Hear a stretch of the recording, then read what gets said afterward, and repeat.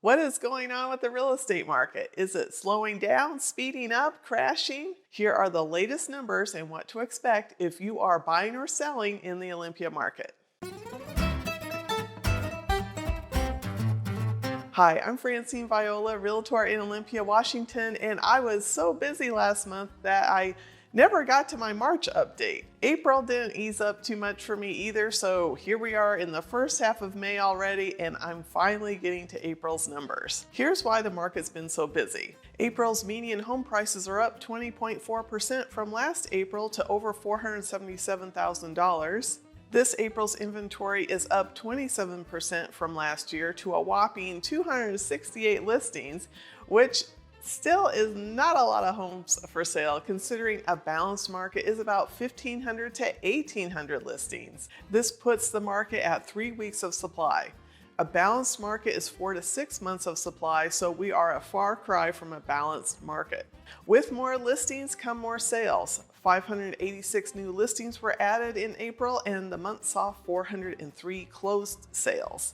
But we are entering the peak season for listings, and the good news for buyers is this will slightly ease the competition. Some people will view this seasonal shift as the shift that the market is turning to a balanced or a buyer's market.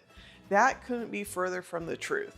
Historically, this is a normal trend where the market will add more listings in May, June, and July. For buyers, this can be good news because instead of having to compete with 20 other buyers, you might only have to compete with 5. The market will still be very much a seller's market this summer because the increased number of listings coming to the market will not be enough to change the market overnight. The market would have to add at least 5 times the number of homes for sale just to get to the lower end of a balanced market. Another reason why some may think the market is coming to an end is there was a decrease in the number of showings in April and less multiple offers. However, multiple offers and the percentage of contracts at or above the list price increased as the month progressed. We are citing this lull in the market due to the Easter holiday and spring break. Despite rising interest rates, buyer demand still remains strong. The rates have not deterred too many buyers. Currently, the national average for a 30-year fixed rate loan is 5.3%.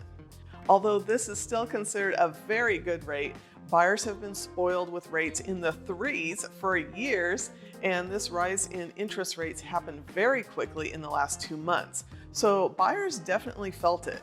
Buyers are still buying due to lifestyle changes, not because interest rates are low or high. Yes, some buyers will be priced out of the market, and obviously a higher interest rate means a higher monthly payment. At this point, an interest rate in the 5s is not enough to halt sales. The next question is, will rising interest rates temper sales prices? It hasn't affected demand or sales prices much, at least not yet. Economy 101 says that higher interest rates will weaken buyer demand and therefore will decelerate and decrease home prices. But this change would take time, and a long time, because in order to shift from a seller's market to a balanced market, the market would need to see a 50% drop in sales and a 450% increase in active listings. A change like this is not going to happen overnight. A shift of this magnitude easily could take a good 12 months and probably more. Thurston County is very affordable when comparing the median Thurston County income